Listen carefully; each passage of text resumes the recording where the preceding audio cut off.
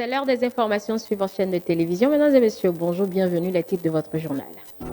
Les responsables du parti Foscori pour un Bénin émergent prennent hâte des résultats provisoires de la Sénat et adressent leurs remerciements aux candidats et militants de la formation politique. L'intervention du secrétaire exécutif national, Paul Ronquet, à suivre. Une émission spéciale a été consacrée ce mercredi aux tendances dévoilées par la Sénat. Les classements et nombres des sièges obtenus par les trois formations politiques devant siéger au Parlement pour la 9e législature ont été abordés par les invités. À retrouver dans cette édition le point des échanges entre le chef de l'État Patrice Talon et le président de la Guinée-Bissau en visite au Bénin.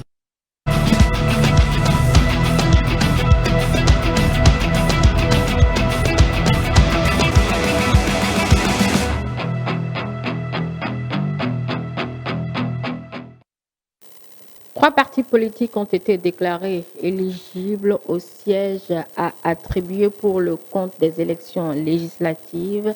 Eh bien, c'est le verdict de la Sénat. Selon les résultats provisoires publiés ce mercredi 11 janvier 2023, le tiercé gagnant du scrutin du 8 janvier selon la Sénat est dans l'ordre. L'Union progressiste, le Renouveau, le Bloc républicain et le Parti Les Démocrates, l'UP, le Renouveau est en tête des suffrages avec 53 députés. Le Bloc républicain et les démocrates s'en sortent avec respectivement 28 députés. On fait le point donc de ces grandes tendances avec le président de la Sénat. Premier siège.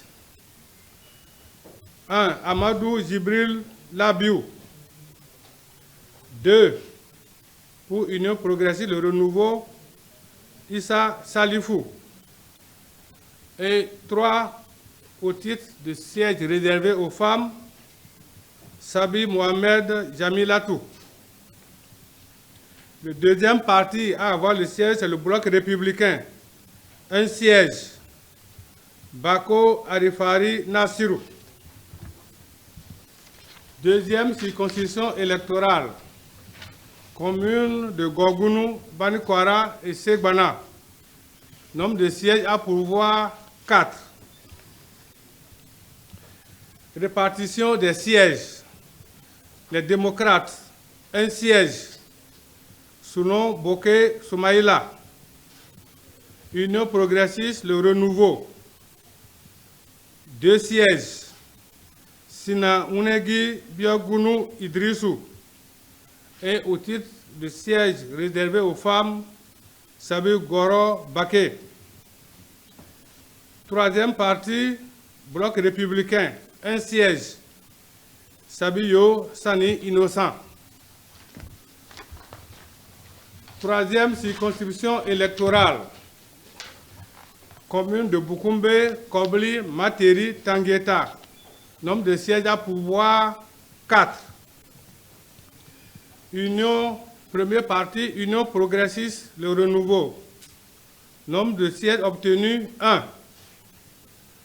Le nom de l'élu, c'est Nouemou Kounémé Domitien.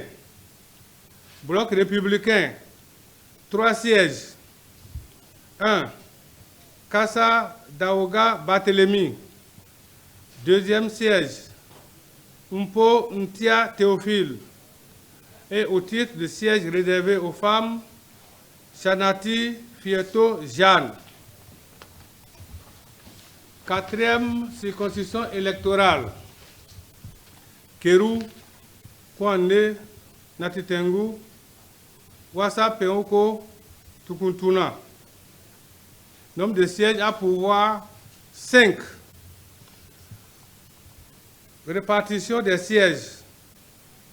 Les démocrates, 3 sièges. Les élus, Wassangari Biosika Abdel Kamel. Deuxième siège, Sabi Karim Al-Hassan. Troisième siège, au titre de siège réservé aux femmes, Kora Zenabou. Deuxième partie, Union progressiste, un siège. Nyampabou Bounja Jacques. Cinquième siège, Bloc républicain, un siège. Gounousalifou Abdoulaye. Cinquième circonscription électorale, commune de Alada, Kwamassé, Ouida, Tofo, Toribosito. Nombre de sièges à pourvoir 6. Répartition des sièges. Les démocrates, un siège obtenu. Le candidat, l'élu, Oundete Eric Louis Camille. Union progressiste, nombre de sièges obtenus 4. Jeigo Maxime Didier Paulin. Deuxième siège, Vijanani Kossi Barthélemy Melon. Troisième siège, Amoussou Sossou Bernard. Et quatrième siège, au titre des sièges réservés aux femmes, Meou Afiavi Solange. Troisième partie, Bloc républicain. Nombre de sièges obtenus 1. Wimbo Kofi Bernard. Récapitulatif. Les démocrates, 28 sièges. UP Le Renouveau, 53 sièges. Bloc républicain, 28 sièges. Total, 109 sièges. Et il faudrait dire que ces résultats provisoires ne sont pas du goût du parti Les Démocrates. La formation rejette ce verdict de la Sénat et veut aller au contentieux. C'est ce qui ressort de la déclaration de presse lue ce 11 janvier 2023 par Éric Rondete, président du parti. Le parti Les Démocrates conteste les résultats proclamés par la Sénat et exige que soit rétablie la vérité des urnes. C'est pour cette raison que le parti Les Démocrates s'active déjà pour introduire des recours auprès de la Cour constitutionnelle afin qu'il soit rétabli dans ses droits. Le parti exhorte les militants au calme et à la sérénité en attendant le verdict de la Cour constitutionnelle. Il les invite à se tenir prêts pour tout mot d'ordre qui conviendrait face à la situation. Le Parti Les Démocrates rassure la communauté internationale quant à sa volonté d'œuvrer pour la paix et l'invite à l'accompagner dans ses efforts en vue de la restauration de la démocratie béninoise. La Foscori pour un Bénin émergent déclaré non éligible prend acte des grandes tendances dévoilées par la Sénat et félicite le parti Les Démocrates pour sa victoire. C'était à la faveur d'un point de presse tenu ce mercredi, quelques heures après la déclaration donc de ces résultats, la proclamation de ces résultats provisoires par la Sénat. On va suivre un extrait de Paul Roubaix. Les résultats provisoires ne nous permettent pas de siéger à l'Assemblée nationale. Nous en prenons acte et tenons à remercier les militantes et militants et tous les électeurs qui ont porté leur choix sur les candidats du parti FCBE. Nos remerciements vont également à l'endroit de nos candidates et candidats qui ont su brillamment défendre les couleurs et le programme du parti malgré les maigres moyens mis à leur disposition. Nous félicitons ensuite le parti Les Démocrates qui se révèle à l'issue de ces élections être désormais la principale force de l'opposition. Nous nous félicitons du parcours de notre parti, du début du processus jusqu'à sa fin. Notre parti aurait pu obtenir un meilleur résultat si le processus électoral n'avait pas été marqué par certains faits et irrégularités, notamment l'impossibilité pour beaucoup d'électeurs d'exprimer leur suffrage, la transformation des élections législatives en une élection présidentielle, etc. Malgré toutes ces irrégularités, le parti FCBE reste serein et invite ses militantes et militants au calme et à se tenir prêts pour suivre les mots d'ordre qui seront issus des assises des instances du parti.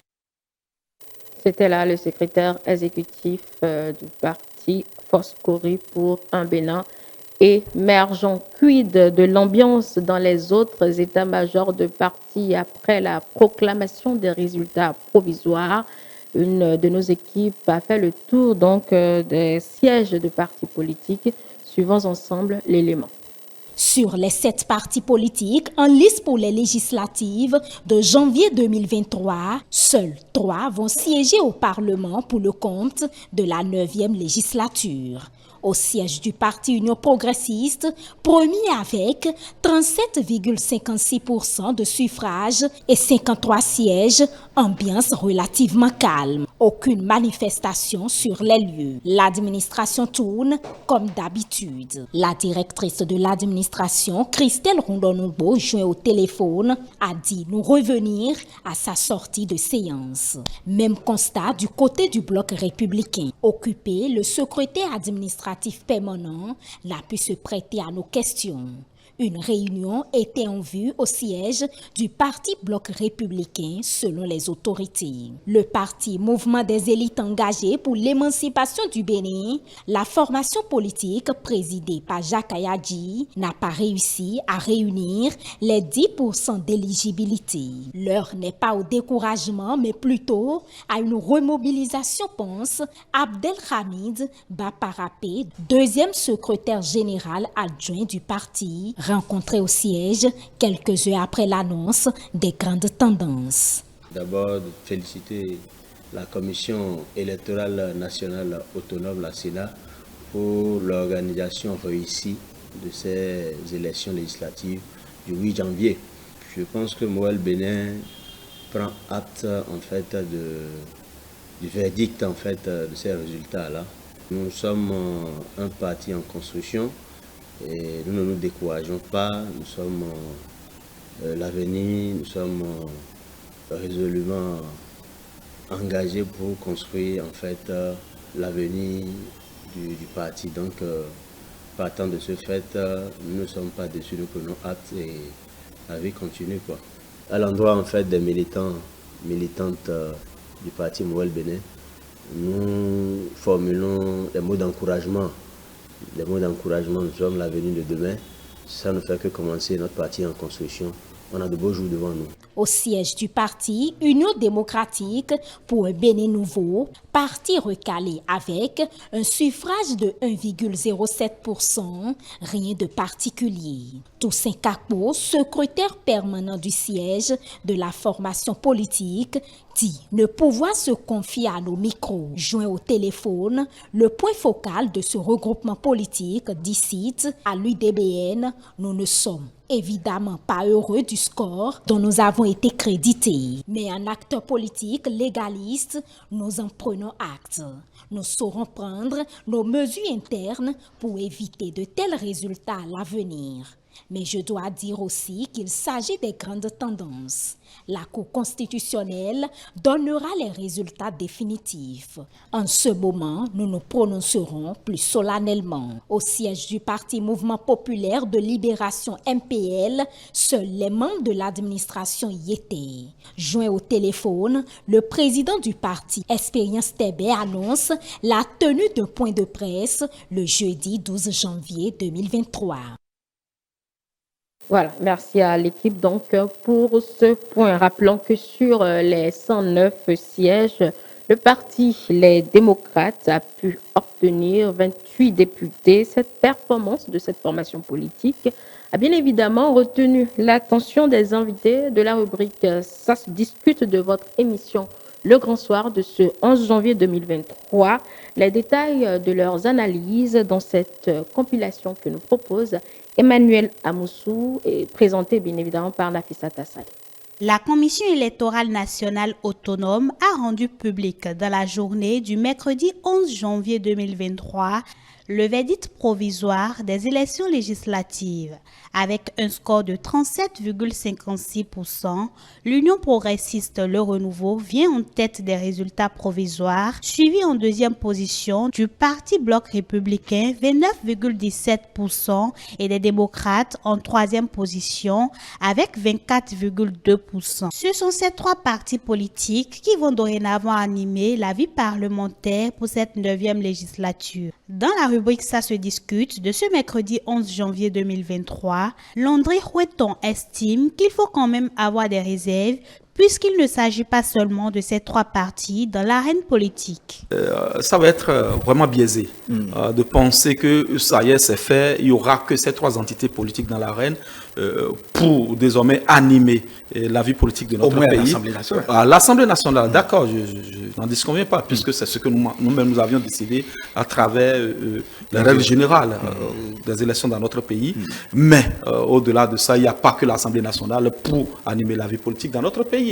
Il y a aussi ces partis que le consultant a voulu caricaturer tout à l'heure comme étant des partis minimes. Moi, je les appelle des partis satellitaires, d'une façon ou d'une autre. Okay. Et ce sont ces partis qui, d'une façon ou d'une autre, rien n'est figé en politique, avec le consensus, avec des approches consensuelles. Ces partis peuvent rallier des causes, peuvent décider de faire leur chemin ensemble. Le Parti Les Démocrates, seul mouvement politique de l'opposition, s'en sort avec 28 sièges. Il est le premier n'appartenant pas à la mouvance à siéger au Parlement depuis l'arrivée au pouvoir du président Patrice Talon. Le directeur général de la télévision en ligne Filao apprécie cette performance des démocrates.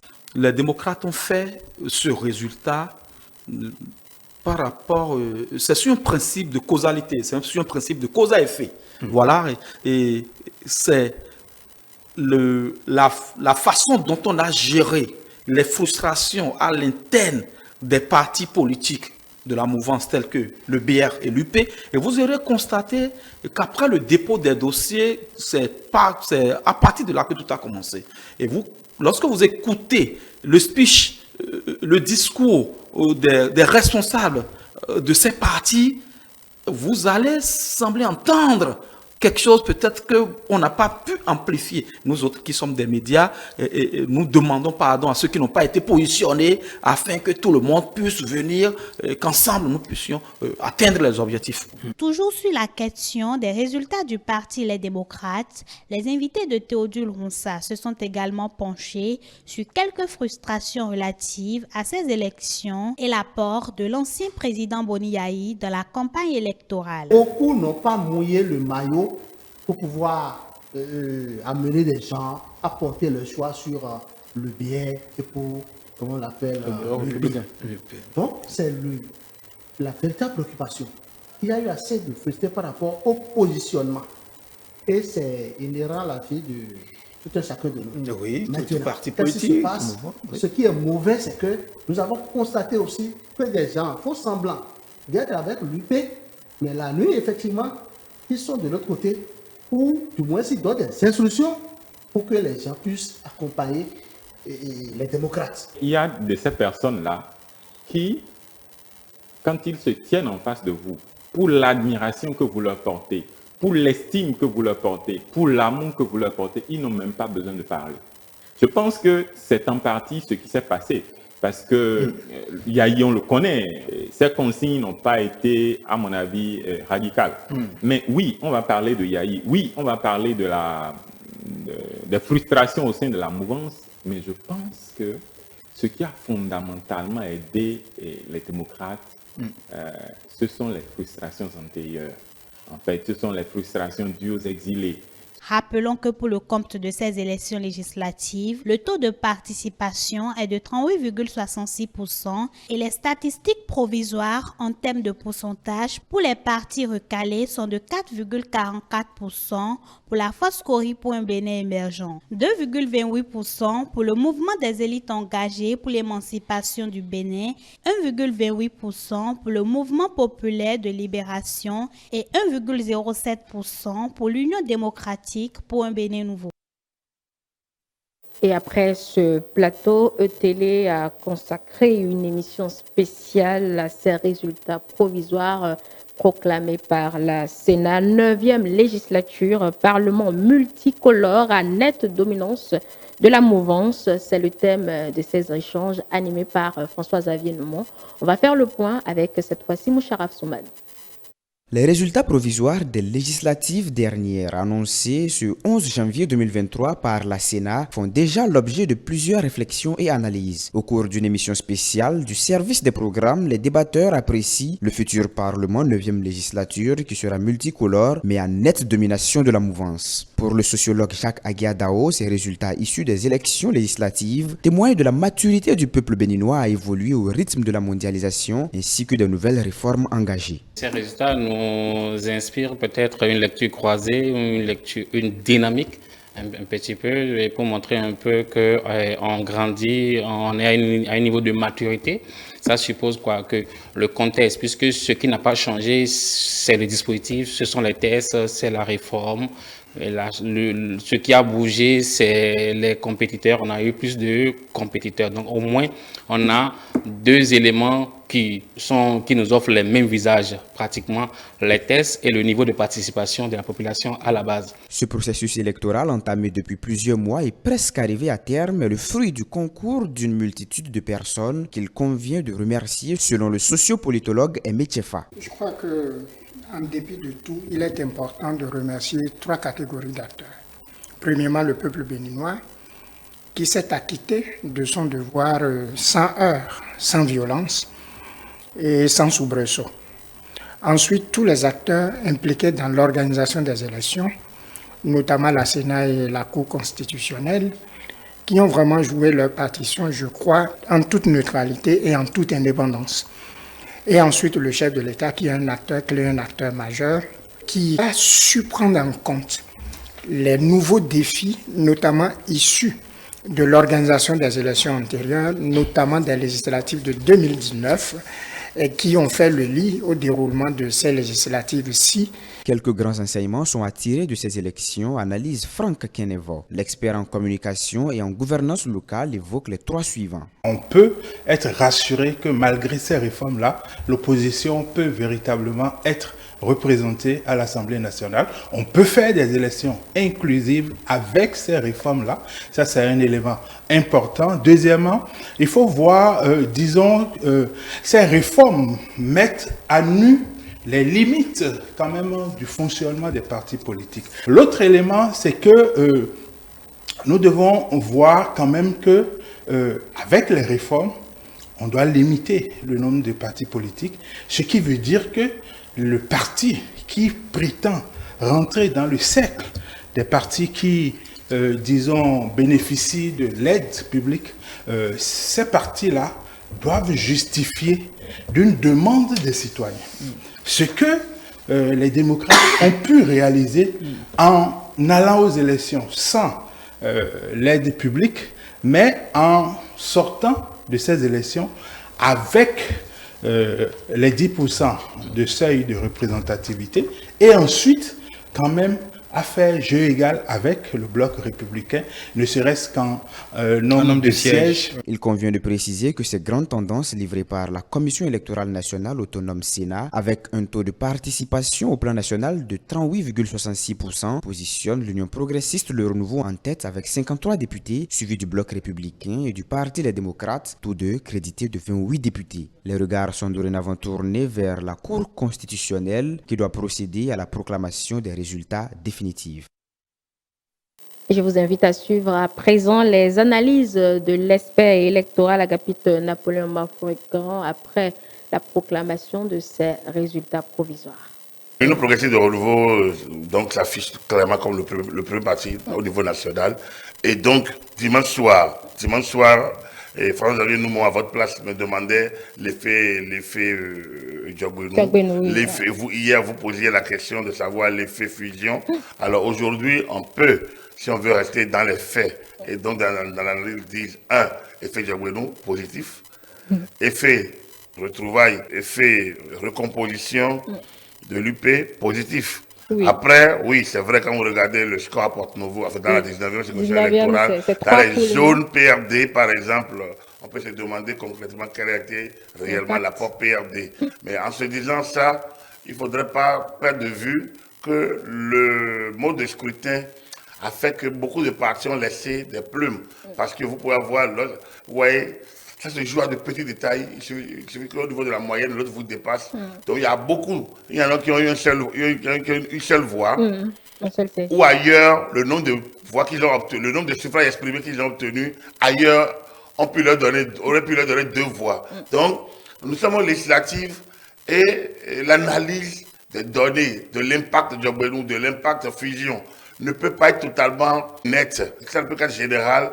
Il faut attendre, par exemple, une élection comme l'élection présidentielle, pour pouvoir analyser de manière profonde. L'un dans l'autre, et sa personnalisation, il est évident que l'Union progressiste de renouveau est le premier parti national. L'UPR a d'autant plus amélioré son score qu'en 2019, l'UPR avait 47 députés, au moment où il fallait avoir 83. Aujourd'hui, l'UPR a 53 députés, au moment où il fallait avoir 109. Ça veut dire que l'UPR seul a frôlé la majorité absolue. A frôlé, parce qu'à 2 sièges près, on aurait cette majorité absolue. Ça veut dire que l'UPR seul aurait pu constituer la majorité et reléguer le BR et les démocrates dans les partis minoritaires. Aujourd'hui, l'UPR sera obligé de composer avec le bloc républicain. Nous l'avions également dit que les deux réunis dépasseront largement, mais alors très largement, le Parti des démocrates, c'est le cas. Bravo à eux. Mais bravo au Parti des démocrates également. Ils reviennent de loin, 24% des suffrages exprimés, 24%, c'est beaucoup. C'est beaucoup parce que très peu les voyaient 10%, de les avoir sur les 10%. Moi, personnellement, je ne les y voyais pas. Je ne sais pas si c'est la raison ou le cœur, mais je ne sais pas. Plus concrètement, j'avouais que j'estimais qu'ils n'avaient pas d'offre. Mais je pense que le comportement de l'électeur sur la place est différent. Bon, donc tant mieux pour eux. Et bravo à eux, on peut le dire, bravo aux élus. Et nous espérons qu'une fois au Parlement, ils vont retrouver le discours républicain, un discours beaucoup plus en harmonie avec les règles de la République. Parce qu'on a écouté des choses ahurissantes. Lors des campagnes. Je continue de le dire, moi j'en ai en travers de gauche parce que j'estime que la République doit être respectée, les institutions doivent être respectées, les délibérations des institutions doivent l'être, et si on n'est pas d'accord, on doit aller aux voies de recours. La Constitution a tout prévu. On ne peut pas vouloir assumer des responsabilités et saquer et vouer aux gémonies les institutions et se permettre de tout dire sur les... Donc, la liberté, oui, mais il y a des manières de dire beaucoup de choses avec respect. Et lorsqu'on sait que les enfants nous suivent parfois, nous avons le devoir d'éducation en tant qu'homme politique, en tant que média. Donc, moi, tout en saluant les démocrates, j'espère bien que ils profiteront de leur présence au Parlement pour vraiment arranger leur rhétorique en guerre et s'insérer dans le cadre donc des réformes qui se tiennent aujourd'hui, et qui sont des réformes pour le Bénin et non des réformes pour Patrice Talon. Ils ne sont pas tenus de soutenir, mais ils peuvent soutenir par des apports alternatifs. Absolument. Donc il peut amener des correctifs, certaines choses. J'espère qu'ils vont travailler intellectuellement et techniquement, au lieu de travailler politiquement seulement, parce que la politique ne construit pas le développement. Nous avions toujours dit qu'il y a de la place pour 2 partis de la majorité et un parti de l'opposition. C'est clair aujourd'hui que ça se confirme. Ça fait 2, 3, 4 ans, 3 ans que nous répétions ça, à la lecture de la cartographie et de la sociologie électorale, qu'on ne peut pas, avec la réforme des systèmes partisans, c'est au plus UP et BR, il ne peut pas avoir place pour autres. Alors Moël et UDBN, est-ce qu'ils comprendront le message? Ils sont libres. Mais au niveau de l'opposition, il ne peut pas avoir non plus place pour 2 partis d'opposition. Ce n'est pas possible non plus. Donc, c'est clair que le fonctionnement de l'électorat est clair que ceux qui sont là le sont déjà. Et l'offre qui est là, c'est l'offre de 2 partis de la majorité et un parti de l'opposition. C'est clair que les autres, bon, il y a eu des endroits où ils ont pu percer par-ci, par-là, mais c'est marginal parce que l'électeur, déjà, quand vous dites talon, on voit déjà ce qui incarne le plus la vision talon. Et quand vous dites il y a Iboni, il y a aujourd'hui. Or, il se fait que le jeu est bipolarisé. C'est toujours un peu ça, on voit talon, on voit Yahi. Comment, au temps ancien, on a vu Kérékou Seglo, Amoussou Mbedi, bref, il y a eu Mbedi. Donc, Vous voyez, et là, c'est un peu ça. On n'est pas encore aux idées, on est encore à une focalisation sur les personnalités. Donc, il faut en tenir compte. Voilà, c'était là les premières analyses de l'expert électoral suite à ces résultats provisoires. Agapit Napoléon Mafourican qui va me rejoindre tout à l'heure pour approfondir bien évidemment toutes ces analyses et décrypter aussi les réactions des partis politiques qui sont montés au créneau après les résultats de la Sénat. Ce sera donc dans un instant le temps pour moi de vous dire que le président en exercice de la CEDEAO était dans la matinée de ce mercredi 11 janvier 2023 à Cotonou pour rencontrer le chef de l'État Patrice Talon. Plusieurs sujets dont celui des élections du 8 janvier dernier ont été abordés. Nous y reviendrons dans nos prochaines éditions. Et juste derrière moi, avant que l'expert électoral Agapit Napoléon Mafourican s'installe, vous suivrez cet élément. Vous le savez, le 29 janvier 2023, les filles et fils de la vallée vont se retrouver une fois encore pour célébrer la traditionnelle fête Wemehwe. Avant ce jour, les organisateurs se mobilisent pour la réussite des festivités. Va nous dire donc tout à l'heure Nafissat Hassani dans le public reportage que vous allez retrouver juste derrière moi, le temps d'installer notre expert électoral Agapit Napoléon Mafourican. Donc moi je vous dis à tout à l'heure.